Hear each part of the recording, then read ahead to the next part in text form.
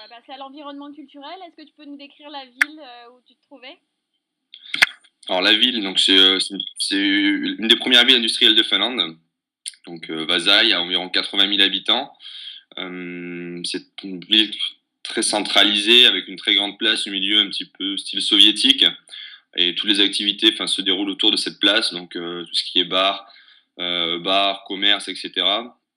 Euh, Par exemple, enfin, pour acheter de l'alcool, il y a, enfin, les magasins, ce sont des magasins d'État, donc il n'y a qu'un seul magasin à Vasa, donc qui est ouvert jusqu'à 18 h. Donc après, c'est impossible d'acheter de l'alcool, mis à part des bières.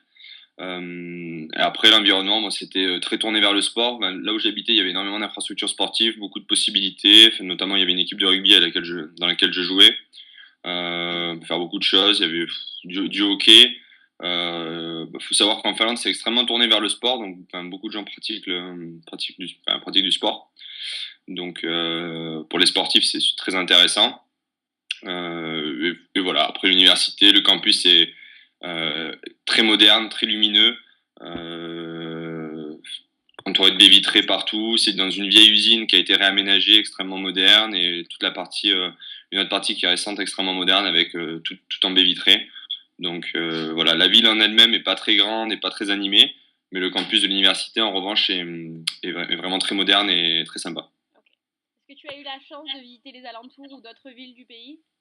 Oui, donc justement avec l'équipe de rugby de Vasa, on a pu bouger pas mal. Donc on a visité Tampere, qui était la seconde ville du pays. Donc c'est une ville un peu plus grande. Par rapport à la France, ça serait l'équivalent d'une ville de taille moyenne, du style Toulouse par exemple. Donc assez sympa, qui bouge un peu plus. Plus de personnes, plus de magasins, plus de musées aussi. Donc assez sympa. Et seulement à 2 h 30 de train de Vasa, les transports en commun là-bas sont assez développés, enfin du moins le réseau ferré. Après, j'ai pu me déplacer aussi à Helsinki, qui est une très belle ville, et en plus qui permet de se déplacer, qui permet de bouger grâce à son port. Donc, notamment, on peut se déplacer à Tallinn. Et après, je suis reparti dans le nord. On a fait une excursion avec l'université en Laponie pendant une semaine et demie. Et avec l'équipe de rugby, on est parti aussi dans le centre de la Finlande pour un camp d'entraînement avec l'équipe nationale de rugby. Donc, c'était très intéressant. Quels sont les moyens de transport généralement utilisés par les étudiants pour se déplacer soit dans la ville ou pour aller à l'établissement? Alors là, c'est le point négatif. Donc en général, les étudiants utilisent beaucoup le vélo. Donc même quand il y a de longues distances, moi j'étais environ 1 h 15 à pied de l'université, et en vélo 45 minutes. Donc tout le monde prend le vélo en général. Heureusement, on avait une ligne de bus qui passait. Le problème, c'est que la ligne de bus, il y en a une fois toutes les heures, donc c'est pas extrêmement bien desservi. Et le bus s'arrête à 17 h 30. Et le problème, c'est que bon, en Finlande, jusqu'en septembre-octobre, ça va, le vélo. On peut s'y faire si on aime pédaler.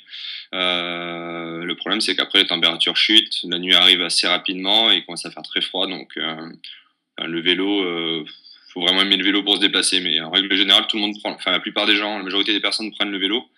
Sinon, il y a toujours la possibilité du bus ou les taxis, mais bon, le bus c'est intéressant. Enfin, l'abonnement est à 28 € par mois. Enfin, on peut prendre le bus de manière illimitée, mais après, il faut bien se renseigner sur les horaires et bien comprendre le fonctionnement des bus, qui est un peu particulier. Est-ce que tu as ressenti des difficultés par rapport à la langue du pays? Est-ce qu'il est nécessaire d'avoir des notions? Alors, la langue du pays, bon, c'est toujours intéressant d'apprendre un petit peu le finnois. Bon, moi, j'avais pris des cours de finnois, donc des cours de base qui permettent de se déplacer, enfin, qui permettent de se débrouiller en Finlande, donc ça, c'est intéressant. Mais après, toutes les personnes parlent anglais, donc il n'y a pas, réellement pas de réel besoin en fait d'apprendre le finnois et de parler le finnois parce que tout le monde parle anglais. Quelles sont les particularités culturelles de ce pays? Et est-ce que tu peux nous parler des habitudes des gens ou des caractéristiques, mode de D'accord. pensée? Alors en termes de culture, bon, bah, c'est un pays où les gens sont pas forcément très ouverts au premier abord. Donc, il faut leur laisser le temps, il faut apprendre à les connaître et essayer de passer du temps avec eux. Moi, par exemple, même en jouant dans l'équipe de rugby, il m'a fallu au moins un bon mois et demi pour réellement m'intégrer, pour que les gens me parlent réellement, parce que c'était un peu froid. Après, sur le campus, et les étudiants qui sont en charge des étudiants étrangers sont beaucoup plus ouverts. Donc, il est beaucoup plus facile de s'intégrer avec eux. Et après, en termes d'habitude, voilà, bon, ils mangent un petit peu à n'importe quelle heure de la journée. Donc, j'ai toujours pas vraiment compris, mais ils mangent assez tôt.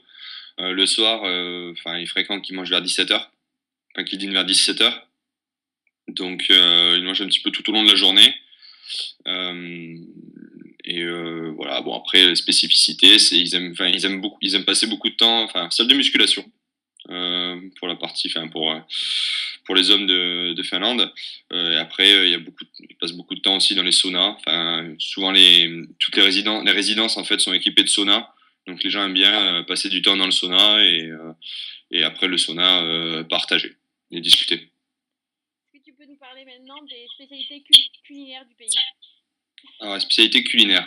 Alors oui, donc le renne. Donc un peu de tout. Donc des boulettes de renne, la soupe de renne. Le renne, ils aiment bien le renne. Donc c'est une viande un peu faisandée, donc c'est assez fort, mais bon, c'est pas mauvais. Et après, en termes de spécialité culinaire, bon, bah, c'est beaucoup de poissons, beaucoup de saumon. Ils en mettent un peu à toutes les sauces.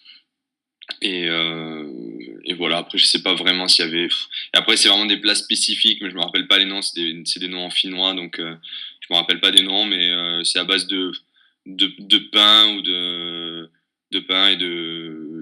Ils sont très gâteaux aussi, donc beaucoup de gâteaux à la crème, un peu partout. Et dans des genres de café, on peut manger beaucoup de gâteaux, des gâteaux à la crème. D'accord. Là, on va passer au logement. Est-ce que tu peux nous expliquer comment tu as trouvé ton logement? Alors le logement, je l'ai pris.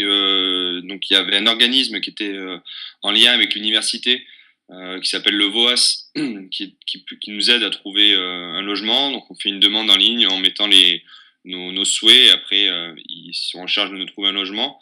Donc moi j'étais vraiment déçu par ce système parce que bon, ben, déjà on a fait 5 souhaits, on s'y est pris vraiment à l'avance. C'était pris en avril alors que je commence en septembre pour trouver un logement. J'ai eu aucun de mes souhaits. Je me suis retrouvé dans une résidence qui était vraiment excentrée. Donc on pensait que c'était vraiment à côté, mais en fait c'était totalement excentré.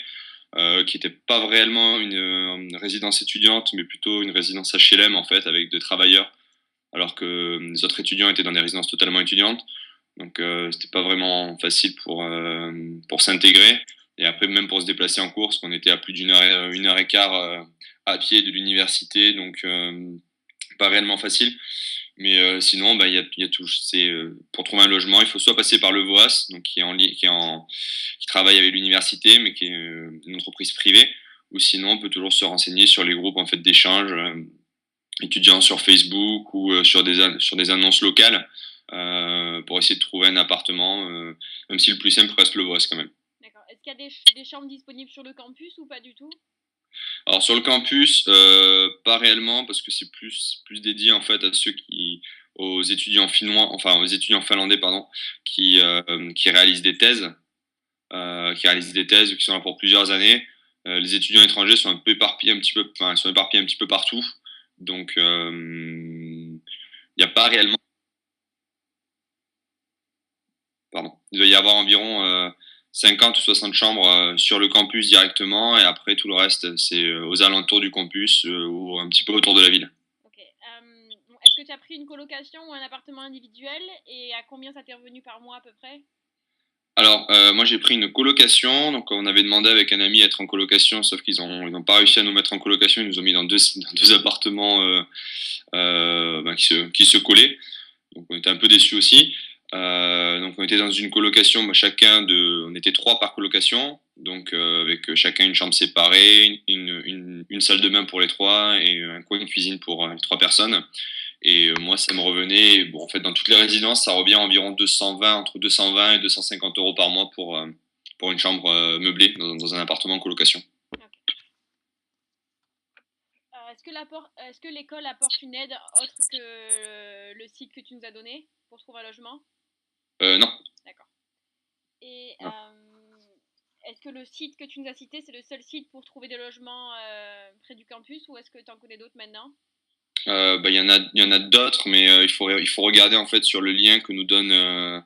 On a une brochure en fait qui nous est fournie en début de séjour Et donc, dans cette brochure, je ne sais plus si c'est une brochure électronique, en fait, c'est par email que nous avons, il me semble que c'est par email, où en fait, il y a des liens dessous qui nous permettent d'avoir des sites spécialisés sur les logements en Finlande, et surtout à Vasa, mais le problème, c'est que la majorité des sites sont en finnois, donc ça complique un peu la chose quand on essaie de trouver un logement. Et après, les Finlandais sont pas forcément envie de louer un logement à des étudiants étrangers. Ok. On va passer au coût de la vie. Est-ce que le coût de la vie est plus ou moins important que celui de la France? Alors pour le coût de la vie pour tout ce qui concerne la nourriture, c'est relativement similaire au coût de la vie en France, enfin à Paris notamment. Après pour l'alcool c'est plus cher. D'accord. Et donc les transports, tu m'as dit que c'était moins cher. Transport moins cher parce que c'est une petite ville, donc ça revient à 28 euros. Mais bon, les transports en commun sont vraiment pas développés, donc il y a 7-8 lignes de bus, donc 28 euros pour ce type de service, c'est un peu élevé quand même. En termes de perspective, est-ce qu'il y a des possibilités de faire un stage dans le pays après l'échange? Oui, alors il y avait souvent des intervenants qui venaient nous proposer des stages, etc. Donc ils disaient bien durant les présentations si le stage est ouvert à des étudiants étrangers ou à des étudiants finlandais. Donc on a eu plusieurs opportunités pour des étudiants étrangers. Donc voilà, donc si quelqu'un veut réaliser un stage en Finlande après son échange, souvent il y a des possibilités, mais la plupart du temps ça sera sur Helsinki. D'accord. On va passer à la dernière partie. Qu'est-ce qui t'a le plus marqué durant ton séjour? Alors, durant mon séjour, bon, c'est la durée de la journée qui est assez courte, en fait, la durée du jour. Surtout quand on s'approche de décembre, parce que ben, le jour se lève vers 10h30, se couche vers 14h30. Donc, ça pèse un peu sur le moral au bout d'un moment. Il faut s'y habituer. Donc, oui, c'est une des choses qui m'a le plus marqué, en fait, durant mon séjour. D'accord. Quel conseil donnerais-tu aux étudiants qui souhaitent partir dans cet établissement? Alors de faire réellement attention au logement, donc de privilégier vraiment autour de l'université ou en centre-ville. Donc les logements, enfin les meilleurs logements, c'est l'INA et Olympia ou Tecla. Donc voilà, si de possibilité de le faire la demande très très tôt, enfin, dès qu'ils savent qu'ils sont acceptés dans l'établissement et demander en priorité l'INA, Tecla ou Olympia. Et refuser des suivi Boxy ou Kayola, c'est où j'étais. J'étais à suivi Boxy, c'est vraiment très loin et très difficile après pour se déplacer. D'accord. Ben là, je te laisse la parole pour conclure si tu as des choses à rajouter. C'est un échange pour tous les futurs étudiants, donc c'est un échange très intéressant. Donc le pays est très intéressant, c'est assez sympa, surtout à Helsinki. Bon après, il est vrai que c'est plus intéressant d'être dans une grande ville telle qu'Helsinki que dans des petites villes telles que Vasa. Mais après, si on est bien placé dans des résidences telles que Lina, Tekla ou Olympia, on passe un très bon échange et les personnes sont enfin, très agréables et on rencontre des personnes vraiment géniales sur place. Parfait, merci beaucoup. Voilà, de rien.